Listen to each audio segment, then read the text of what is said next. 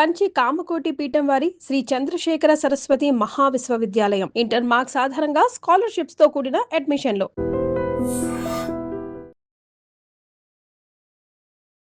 ఎన్ని సినిమాలు ఉన్నాయి చేతిలో ఇప్పుడు? ప్రస్తుతానికి అయితే ఒక 7 ఉన్నాయి సార్. So full busy. కొంచెం ఇప్పుడు మీరు చేస్తున్న సినిమాల్లో మీకు బాగా ఈ క్యారెక్టర్, ఈ మూవీ నాకు నెక్స్ట్ స్టెప్ తీసుకెళ్తాను బాగా నమ్మకం ఉన్న సినిమా ఏది? రామ్ చరణ్ గారు, యువి క్రియేషన్, తర్వాత అభిషేక్ అగర్వాల్ సార్. వీళ్ళు ముగ్గురు ప్రొడ్యూసర్ సార్. దానికి 100 కోట్ల సినిమా ప్రాజెక్ట్ సార్ అది. యాక్చువల్గా ఇండస్ట్రీకి వచ్చి యాక్టింగ్ చేసి ఎవరికైనా సరే ఫైనల్గా హీరో అవ్వాలని ఒక గోల్ ఉంటుంది. అవును సార్. రవికి ఆ గోల్ ఉందా లేదా? జనాలతో టికెట్ కొనిపించే బాధ్యత నాది సార్. రవికి ఏమి విజయ్ భాస్కర్ అల్లుడు, సినిమా ఆఫర్లు లేకపోయినా 4 రూపాయలు తక్కువైనా విజయ్ భాస్కర్ చూసుకుంటాడు. ఇలాంటి కామెంట్స్ నేను కొంతమంది దగ్గర విజయ్ భాస్కర్ అల్లుడు అనేది మీకు ఎంత ప్లస్ అయిందో నేను మైనస్ అన్న కానీ అది ఒక ముళ్ళ తీయటం అవ్వలేదా? అంకుల్ వాళ్ళు అల్లుడు అవ్వడం నిజంగా నా అదృష్టం సార్. అది బయట వాళ్ళు అనుకుంటారు సార్. ఎందుకంటే అవసరం ఇండస్ట్రీకి వస్తే అవకాశాల కోసం ప్రొడక్షన్ ఆఫీసుల చుట్టూ తిరగాలి, నిర్మాతలను కలవాలి, డైరెక్టర్లను కలవాలి. తిరుగుతాను సార్. తిరుగుతారా? అవకాశం కోసం ఎందరోనే వెళ్తాను సార్. రిజెక్షన్ ఫేస్ చేయగలరా? మీ లైఫ్లో ఈ గోదావరి బ్యాక్గ్రౌండ్ ఎలా ఉపయోగపడింది? నా జీవితమే సార్ ఇప్పుడు అది. ఈ జీవితంలో అసలు అది రుణం తీర్చుకోలేను సార్. అది యాక్టింగ్ ఫిల్మ్ ఇన్స్టిట్యూట్లో నేర్చుకొని ఒక టెంప్లేట్ యాక్టింగ్ నేర్చుకొని వచ్చిన వాళ్ళకి సినిమానే ప్రపంచం అని చెప్పి ఇంకా దూకేసి అక్కడే నలిగి అక్కడే నేర్చుకొని వచ్చిన వాళ్ళకి ఇద్దరికి మధ్య ఉండే తేడా ఏంటి మీరు చేసిన అబ్జర్వేషన్? యాక్టింగ్ ఇంకొకరు చెప్తేనో లేకపోతే థియరిటికల్ క్లాస్లో ప్రాక్టికల్ చేస్తే రాదంట సార్. లోపల ఉండదు సార్. సడన్గా ఒకరు నేర్చుకుంటే మనం. మీ లైఫ్లో మీరు ఫేస్ చేసింది ఫైనాన్షియల్గా కానీ బాగా ఎక్కువ ట్రబుల్ కానీ ఆ డే ఏంటి, ఆ సిచ్యువేషన్ ఏంటి? ఇది ఎప్పుడు ఎమోషనల్ మూమెంటే సార్. నాకు ఏం చేసినా ఈ మూమెంట్ పోస్తారు. నాకు ఇప్పటికీ అనిపిస్తుంది మా నాన్న ఏమైనా ఇబ్బంది పెట్టానేమో అని. నేను ఈరోజు మా నాన్నగారు లేరు, చనిపోయారు. అంటే జీవితంలో పోస్తారు.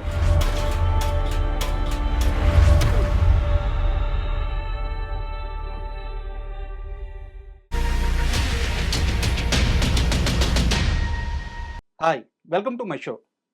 సినిమా అనేది బయట నుంచి చూసే వాళ్ళకి ఒక రంగుల ప్రపంచం. కానీ అదే సినిమాలో ఉంటూ అక్కడే జీవితాన్ని వెతుక్కునే వాళ్ళకి మాత్రం ఇక్కడ రంగులే కాదు చీకట్లో ఉంటాయి, విజయాలే కాదు పరాజయాలు ఉంటాయి. అయితే వీటన్నిటిని తట్టుకొని నిలబడ్డవారే ఈ ఇండస్ట్రీలో ముందుకు వెళ్తారు. అలా దాదాపు 12-13 సంవత్సరాల నుంచి వచ్చిన ప్రతి అవకాశాన్ని వినియోగించుకుంటూ నటుడిగా తనను తను ప్రూవ్ చేసుకుంటూ అటు బుల్లితెరైనా ఇటు వెండితెరైనా ఎక్కడైనా సరే అవకాశం వచ్చిన ప్రతిసారి సక్సెస్ అవుతూ ఈరోజు మన ముందున్నారు రవి శివతేజ గారు. సో వారిని అడిగి వారి సినీ ప్రయాణం ఎలా జరుగుతుంది అండ్ వారి ప్రయాణంలో ఎదురవుతున్న ఇబ్బందులు ఏంటి, వారు ఈ మధ్య చూసిన సక్సెస్లు ఏంటి, ఇలాంటి అన్ని విషయాలను తెలుసుకుందాం. హాయ్ సార్, నమస్తే. యాక్చువల్గా 2012 అంటే ఆ ఇయర్ నాకు ఎందుకు బాగా గుర్తుంటే నేను కూడా అప్పుడే హైదరాబాద్కి వచ్చింది ఎండ్లో. ఓకే. నేను ఆ రోజు నుంచి కూడా మీ జర్నీ చూస్తున్నాను. చాలా చిన్న చిన్న షార్ట్ ఫిల్మ్స్, 3 నిమిషాలు 5 నిమిషాలు నిలువన్న షార్ట్ ఫిల్మ్స్ కూడా చేస్తున్నారు. అవును సార్. అక్కడి నుంచి మీ ప్రయాణం మొత్తం మొదలైంది. ఈ రోజు చూసుకుంటే నాకు తెలిసి చాలా పెద్ద హీరోలతో ఇప్పుడు సినిమాలు చేస్తున్నారు. ఈవెన్ నిఖిల్ గారి సినిమాలో కూడా చేస్తాను సార్. మీరు సినిమాలు చేస్తున్నారు. అవును సార్. నిజంగా చాలా inspirational journey sir. Thank you sir. ముందుగా దానికి కంగ్రాట్స్ మీకు. Thank you sir. And Ravi Shiva Teja చాలా పెద్ద పేరు. ఈ 3 పేర్లో ఏదో ఒక పేరు పిలుచుకోవచ్చు. ఇన్ని పేర్లు పెట్టుకొని మళ్ళీ ఇంట్లో కొత్తగా చింటూ అని పిలుస్తారంటే ఎందుకు? అది ముందు పేరు సార్. అది అమ్మకి ఇష్టం సార్ అట్లా పిలవడం నుంచి. అవును సార్. బట్ అదే ఇండస్ట్రీలోకి రావాలంటే చిన్నప్పటి నుంచి సినిమాలు ఇష్టము, లేకుంటే ఒక హీరో ఇష్టము, ఏదో ఒక మోటివేషన్ ఉంటుంది. బట్ మీరు అలా వచ్చిన వ్యక్తి కాదు. ఆల్ ఆఫ్ సడన్గా వచ్చి ఇక్కడ పడిపోయారు. అవును సార్. బట్ సడన్గా వచ్చిన ఈ ఇండస్ట్రీని ప్రేమించాలంటే ఒక మ్యాజిక్ మూమెంట్ కావాలి సార్. మీ లైఫ్లో ఆ మ్యాజిక్ మూమెంట్ ఏంటి? ఏ షార్ట్ ఫిల్మ్ తీసేటప్పుడు, ఏ వెబ్ సిరీస్ చేసేటప్పుడు, ఏ డే ఇదేరా నా లైఫ్, ఇక్కడే ఇంక నేను బతకపోయేదని మీకు తెలిసిన క్షణం? 2014లో రంభతో రాముడు అని ఒక షార్ట్ ఫిల్మ్ మేము ప్రసాద్ ల్యాబ్స్ లో ప్రీమియర్ వేసాను సార్. ఓకే. అది నా 3rd షార్ట్ ఫిల్మ్. అది నేను లీడ్గా చేశాను. గెస్ట్లందరినీ పిలుచుకున్నాను, ప్రొడ్యూసర్ని, యాక్టర్లు అందరినీ పిలిచాను సార్. పిలిస్తే షార్ట్ ఫిల్మ్ వేసాం. ప్రీమియర్ అయిపోయింది. జనాలందరూ ఫుల్ మంచి స్టాండింగ్ ఓవేషన్ ఇచ్చారు. చప్పట్లు కొడుతున్నారు అందరూ. స్టేజ్ మీద నుంచోబెట్టారు అందరినీ, ఆర్టిస్టులు అందరినీ.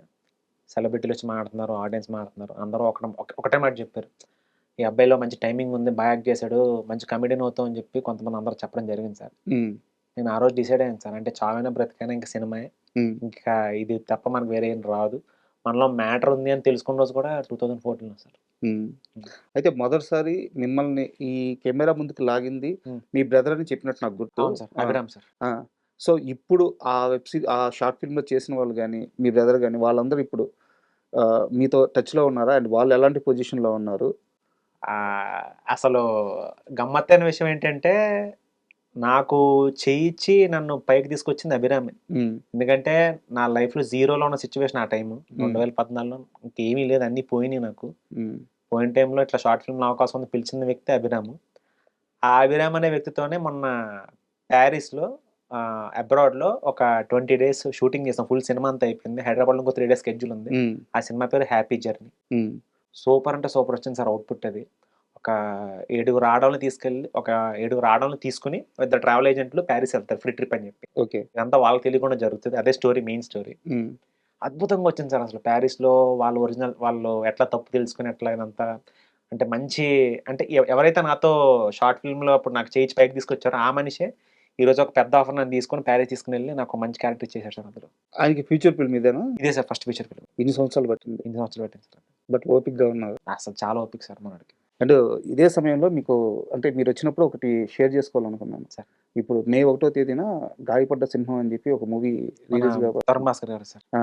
కసిరి దాన్ శ్రీనివాసరావు ఆ! డైరెక్టర్. అవును సార్. సో, ఆయన కూడా మీ ఫెటిల్ నుంచి సేమ్ సార్. వచ్చిన మనోడు ఆ! కూడా యాక్టరును. అవును సార్. ఆహా! అవును సార్. 16 సంవత్సరాలు ఆయన కష్టం. అవును సార్. 16 సంవత్సరాలు డైరెక్టర్ అవ్వాలని అలాగే నిలబడ్డాడంట. అవును సార్. అంటే నాకు ఇండస్ట్రీలో స్టార్స్‌ని చూసినప్పుడు గాని, లేదా టెక్నీషియన్స్ చూసినప్పుడు గాని, ఇదంతా ఓకే. వాళ్ళ కష్టం ఒక ఎత్తు.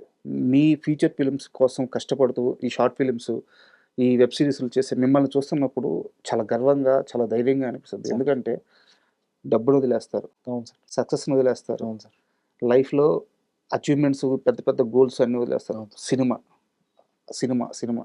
దీని ఒక్కదాని కోసమే బతుకుతారు. మీరనే కాదు సార్. మీరు గాని, ప్రసాద్ భాయ్ చాలా గారు మంది గాని, సార్. మిగతా ఎనీ ఆర్టిస్ట్ అవును సార్. అలా కేవలం మీ ఫెర్టిలిటీలో ఉన్న వాళ్ళని చూసినప్పుడే నాకు చాలా అదొక రకమైన ధైర్యం వస్తది. వీళ్ళు సినిమా కోసం అన్నీ వదిలేసి హ్యాపీగా బతుకుతున్నారు. సో, ఒక లక్ష్యం కోసం ఏ మనిషి అయినా ఎందుకు బతకలేరు అనిపిస్తదనమాట. అవును సార్. అవును సార్. సో, మీరు బీటెక్ స్టూడెంటే. అవును సార్. ఎందుకు చేశారు బీటెక్? చిన్నప్పటి నుంచి ఏంటంటే డ్యాడీ నువ్విది అవ్వాలి అని ఏ రోజు నన్ను ప్రెషర్ చేయలేదు సార్ నన్ను. నువ్వు ఇదే అవ్వాలి, ఇది చదవాలి అని చెప్పి ఏ రోజు నన్ను ప్రెషర్ చేయలేదు. Always go with the flow. హ్మ్. నేనెప్పుడు చిన్నప్పుడు నాన్న ఇదే చేయాలని చెప్పి నన్నెప్పుడు ప్రెషర్ చేయలేదు. నాకు ఏదొస్తే అది తీసుకుంటూ పోయాను సార్. అలానే బీటెక్ కూడా అందులో వచ్చింది. బీటెక్ చేశాను సార్ అంతే సార్. అంటే ఇది అవ్వాలని నేనెప్పుడు ఏదో అనుకోలేదు సార్ నేను. హ్మ్. అలా అనుకున్నది ఏదన్నా ఉందంటే సినిమాయే సార్. మీరు గుడ్ స్టూడెంటా? అవును సార్. బానే చదువుకున్నాను సార్. బట్ ఒక చిన్న పరాజయం, ఒక చిన్న ఎదురు దెబ్బ తగిలిందక్కడ జాబ్ కోసం ఎళ్ళేటప్పుడు. అవును సార్. ఎన్ని లక్షలు నష్టపోయారు అప్పట్లో? 3,00,000 సార్. ఆ రోజుల్లో 3,00,000 ఆ రోజుల్లో చాలా ఎక్కువ సార్. అంటే 2012 12 సార్. 12 12 జాబ్ కోసం. జాబ్ కోసం సార్. అంతా మోసం సార్ అంతా. హ్మ్. మేమసలు ఎక్స్‌పెక్ట్ చేయలేదు సార్. పాపం నాన్న కూడా ఏమనలేదు సార్ పాపం నాన్న కూడా లాస్ట్‌కి నన్ను. నా కొడుకే కదా! నా కొడుకుని పెట్టుకున్నాను కదా! అనుకున్నాను కానీ, ఈ రోజు ఆయన ఎప్పుడు చెప్పాడు కాదు సార్ నాకసలు. హ్మ్. ఆయన he is a great man sir అసలు ఆయన. సో, ఇంకా ఆ మోసంతో మీకు ఆ ఫీల్డ్ మీద విరక్తొచ్చిందా? లేకుంటే ఎందుకు మళ్ళీ అటువైపు తిరిగి చూడలేదు? అంటే ఎక్కడికెళ్ళినా కూడా నాకు అలా డెడ్ ఎండ్‌లే పడేవి సార్ నాకు. అంటే ఉద్యోగం విషయంలో. హ్మ్. ఇన్ టర్మ్స్ ఆఫ్ జాబ్ విషయంలో అయితే ఎప్పుడు నాకు ఎక్కడికెళ్ళినా కూడా డెడ్ ఎండే కనిపించేది. హ్మ్. అంటే వచ్చేది కాదు. కరెక్ట్‌గా ఆ టైంలో జాండీస్ రావడమో, లేకపోతే ఇంటికి రావడమో, లేకపోతే అక్కడి నుంచి లేకపోతే ఇక్కడేమన్నా జాబ్ చేస్తే కంపెనీ ఐపీ పెట్టడం. ఎక్కడికెళ్ళినా కూడా జాబ్ కుదిరేది కాదు సార్. హ్మ్. ఇదేంట్రా మనం ఎక్కడికెళ్ళినా అంటే జాబ్ చేసే యోగం లేదా? హ్మ్. అంటే నాకే అనిపిచ్చేది మనకు జాబ్ చేసే యోగం లేదా అని. నా నా ఇంటెన్షన్ ఎక్కువ అనిపిచ్చింది ఏంటంటే అంటే ఎక్కువ నేనెక్కువ సక్సెస్ అవుతాను అనిపించిన ఫీల్డ్ అయితే సినిమాయే సార్. హ్మ్. నేనెక్కువ నమ్మింది. ఓహో! మనకు టాలెంట్ ఉంది. నేను సక్సెస్ అవుతానని నమ్మిన ఫీల్డ్ అయితే సినిమాయే సార్. నేను నిజంగా అయ్యాను సార్. అంటే నాకొక ఇంట్రెస్టింగ్ న్యూస్ తెలిసింది. సార్. అంటే ఇప్పుడు పెళ్ళైన తర్వాత ఉందో లేదో నాకు తెలీదు గానీ, సార్. పెళ్ళికి ముందు నేను చెప్పేది. ఆహ్, మాక్సిమం బాధ ఎంతున్నా హైదరాబాద్‌లో భరిస్తారు. సార్. ఇంక మీ చేతుల్లోంచి దాటిపోతుంది. ఈ బాధను నేను భరించలేదన్నప్పుడు వెంటనే టక్కన ఎవరికీ చెప్పకుండా బస్ ఎక్కి ఊరెళ్ళిపోతారంటే ఏంది? ఊరెళ్తాను. అవును సార్. ఆ? అవును సార్.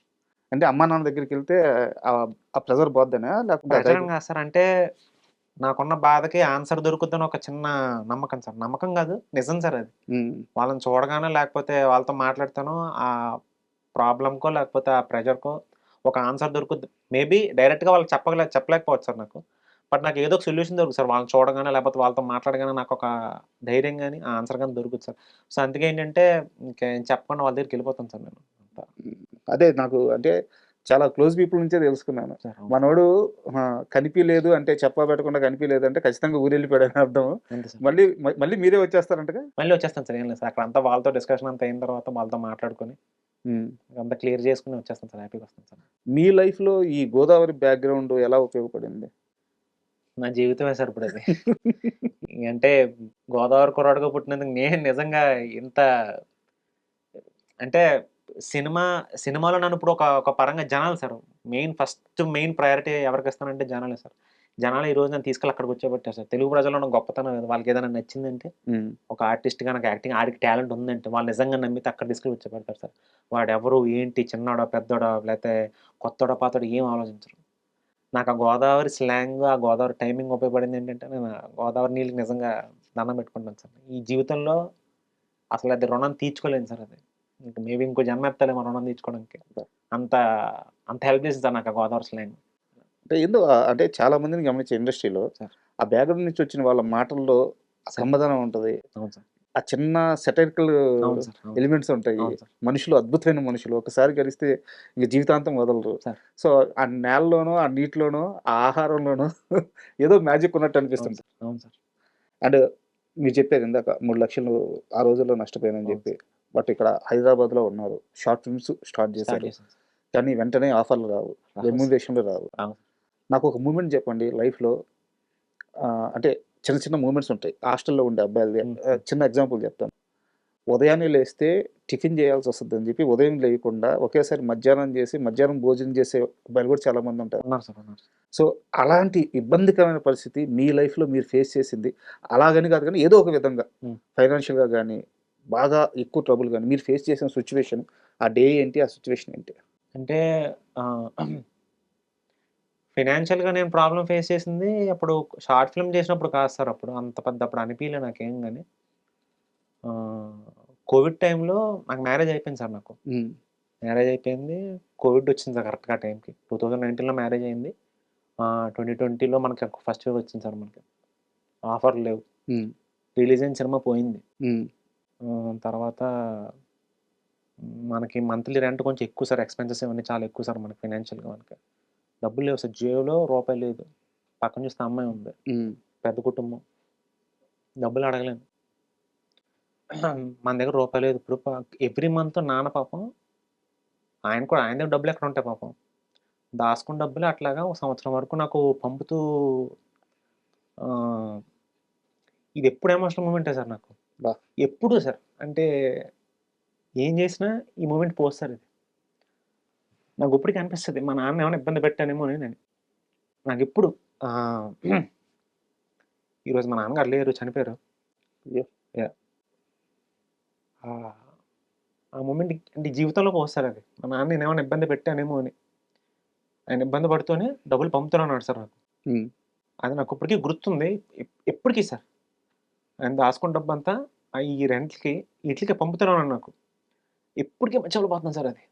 లోపల తుడిచేస్తుంటా సార్ అది. అదొక్కటి కొంచెం ఎమోషనల్ మూమెంట్ సార్ నాకది.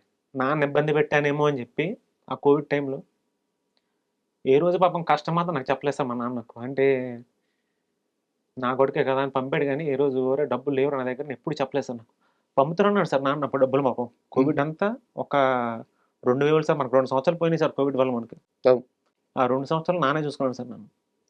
ఈరోజు మా నాన్న లేకపోతే నేనేంటి సార్? అంతే. ఏ రోజైనా చెప్పారా నాకు అంటే ఇది భారమవుతుంది లేదంటే నువ్వు ఏ రోజు? మా నాన్న చెప్పలేదు. మా అమ్మ చెప్పింది సార్ అప్పుడు ఊరెళ్ళినప్పుడు ఇట్లాగా డబ్బులు పాపం అట్లా నాన్న పాపం ఆయన కష్టపడి నీ కోసం పాపం ఇచ్చాడురా అని చెప్పి, అది లైఫ్‌లో ఉండిపోద్దేమో సార్ ఇంకా. ఆయన చనిపోయినాక తెలిసిందా? కాదు అమ్మ సార్ అమ్ ఇంకా ముందే తెలుస్తుంది గానీ, నాన్న అప్పుడు ఇబ్బంది పడుతూ పంపించాడని తెలుసు సార్. కాకపోతే మనకిక్కడ సోర్స్ లేదు కదా సార్ మనం. హ్మ్. డబ్బులు లేకపోతే ఇంట్లోంచి బయటికి గెంటేస్తారు మనల్ని. పోదు సార్ అది ఎప్పటికి పోదు. ఎప్పుడు చనిపోయారు? అంటే లాస్ట్ ఇయర్ సార్ డిసెంబర్ 20థ్. బట్ మీరు లైఫ్‌లో కొన్ని స్టెప్స్ ముందుకేసారు. అవును కొంత సార్. సక్సెస్ చూసారు. కొన్ని సినిమాలు చేశారు. అవును. సో, అదైతే ఆ ఆనందం అయితే షేర్ చేసుకున్నారా ఉంది మీరు? సార్ కొంచెం అదే నాన్నయితే నా విషయంలో కొంచెం ఆనందపడ్డాడు. ఇంకా నాన్నకి ఇంకా సినిమాలో మంచి హిట్ ఏదైనా ఇచ్చి చూపిద్దాం అనుకున్నాడు. పాపం నాన్న చనిపోయాడు sir. Very painful moment sir. Sorry అండి, అంటే పర్లేదు పర్లేదు సార్. నేను యాక్చువల్గా ఇలాంటి ఎమోషనల్ ఫ్లాష్ బ్యాక్ ఉందని అనుకోలేదు. బట్ నేను అంటే మేము అనుకోలేదు సార్. నాన్న సడన్‌గా అట్లా వెళ్ళిపోవడం మేము ఎక్స్‌పెక్ట్ చేయలే. అవుతాయి సార్ అంతే. అంటే నాన్నకి ఒక సినిమా హిట్ ఇచ్చి చూపిద్దాం మీ జీవితంలో అనుకున్నాను. అది కుదరలేదు సార్. అదొక్కటే బాధ. సో ఎలాగో ప్రస్తావన